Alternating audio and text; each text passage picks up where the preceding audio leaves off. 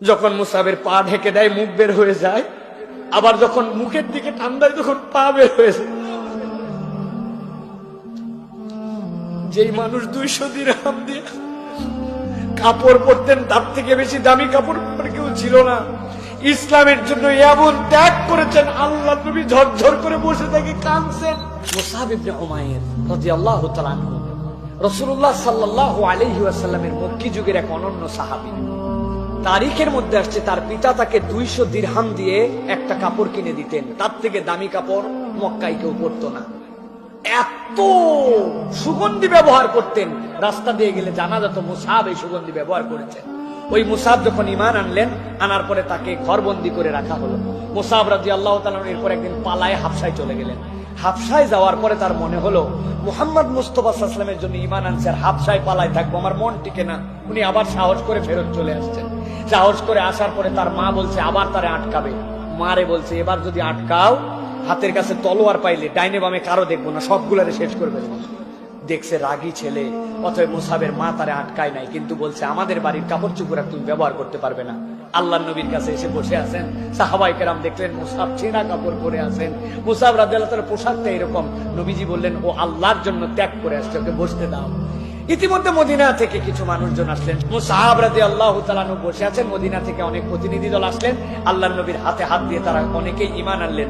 নবীজি বললেন এখন একজন লোক মদিনায় পাঠাতে হবে। কাকে পাঠানো হবে?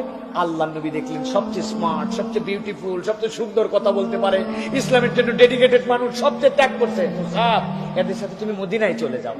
আল্লাহর নবীর সাহাবী মুসাব মদিনায় গেলেন। যাওয়ার পরে মিরাকল ঘটায় ফেললেন। মুসাব যাওয়ার পরে বড় বড় গোত্রপতি তাদের সামনে এমন ভাষায় কথা বলতেন, এমন স্মার্ট উপস্থাপনা করতেন, ওই গোত্রপতিগুলা ঈমান আনতে শুরু করলে। একটা দুটা করতে করতে আল্লাহর নবী আসার আগেই প্রায় 150 মানুষকে তিনি ঈমান এনে ফেলছেন। মুসাব রাদিয়াল্লাহু তাআলা মদিনায়, আল্লাহর নবী চলে আসলেন। মুসাব রাদিয়াল্লাহু তাআলা এরপরে বদরের যুদ্ধ হলো। বদরের যুদ্ধেও তিনি বীরত্ব প্রদর্শন করলেন। মুসাব রাদিয়াল্লাহু তাআলা অল্প দিনে অনেক পুরাণ রপ্ত করে ফেলেছিলেন। এই মুসাব রাদিয়াল্লাহু তাআলা যখন উহুদের যুদ্ধ, নবী করিম সাল্লাল্লাহু আলাইহি ওয়াসাল্লাম বললেন কার হাতে পতাকা দেওয়া হবে? আল্লাহ নবী দেখলেন এই ছেলেটা কি যে ত্যাগ করছে ইসলামের জন্য, স্মার্ট, এত মানুষের ঈমান আনছে, মুসাবের হাতে ইসলামের পতাকা দিয়ে দাও। হযরত মুসাব রাদিয়াল্লাহু তাআলা উহুদের প্রান্তরে চলে গেলেন। যাওয়ার পরে বীর বিক্রমে যুদ্ধ করতেছেন। হযরত মুসাব রাদিয়াল্লাহু তাআলার হাতে যখন পতাকা ছিল, হঠাৎ করে তিনি মুসলমানদের যে সাময়িক বিপর্যয় হলো, ওই বিপর্যয়ের সময়ে তিনি দেখলেন রাসূল সাল্লাল্লাহু আলাইহি ওয়াসাল্লামের দিকে ধেয়ে যাচ্ছে। তিনি দেখলেন রাসূলকে তো মারতে দেওয়া যাবে না। উনি তখন এক হাতে পতাকা আর এক হাতে তলোয়ার দিয়ে 2 পা দিয়ে ঘোড়া আটকায় ফেললেন, হাত দিয়ে ঘোড়া ছেড়ে দিলেন, যে 2 পা আটকায়া কাফের মুশরিকদের সাথে এমন ভাবে যুদ্ধ করতে শুরু করলেন যে রাসূল সাল্লাল্লাহু আলাইহি সাল্লামকে যেন কেউ আঘাত করতে না পারে, তিনি রাসূলের ঢাল। এমন সময় ইবনুল কামিয়া বলা হয়, এই লোকটা মুসাব রাদিয়াল্লাহু তাআলা ডান হাতে কোপ দিয়ে দিল। ডান হাত যখন পড়ে গেছে মুসাব রাদিয়াল্লাহু তাআলা তখন বাম হাতে পতাকা উত্তোলন করে রাখছেন, কারণ এটা ইসলামের পতাকা, এটা তো ফেলা যাবে না। এরপরে তার বাম হাতে কোপ দিয়ে দিয়েছে। দেওয়ার পরে হযরত মুসাব রাদিয়াল্লাহু তাআলা মুখ দিয়ে আর 2 পা দিয়ে খামচায় ধরলেন পতাকা, যেই পতাকা তারপরেও যাওয়া যাবে না।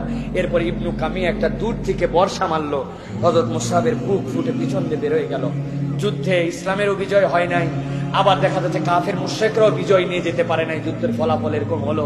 আল্লাহ রাসূল সাল্লাল্লাহু আলাইহি ওয়াসাল্লামের দন্দন মোবারকের মধ্যে রক্ত, সেইটা টেনে তোলা হলো। নবীজি এরপরে সাহাবীদের খবর নিতে লাগলেন, বলে আমার মুসাব কোথায়, আমার মুসাব কোথায়? সাহাবায়ে কেরাম একদল এসে বলে ইয়া রাসূলুল্লাহ, মুসাবের উভয় হাত কাটা, কিন্তু তারপরেও সে ইসলামের পতাকা ফেলতে দেয় নাই।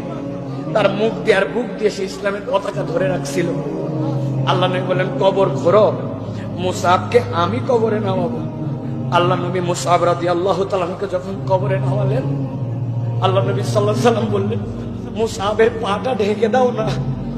যখন মুসাবের পা ঢেকে দেয় মুখ বের হয়ে যায়, আবার যখন মুখের দিকে টান দেয় তখন পা বের হয়ে যায়। যেই মানুষ 200 দিরহাম দিয়ে কাপড় পরতেন, তার থেকে বেশি দামি কাপড় পরে কেউ ছিল না। ইসলামের জন্য এমন ত্যাগ করেছেন, আল্লাহ নবী ঝরঝর করে বসে থেকে কাঁদছেন আর বলছেন মুসাবের জন্য তোমরা দুঃখ পেও না, মুসাব আল্লাহর জন্য এইগুলা ত্যাগ করছে, আল্লাহ তার জন্য জান্নাতে কি ব্যবস্থা রাখছেন এটা কেবল আল্লাহই জানে। এই হচ্ছেন মুসাব ইবনে উমাইর।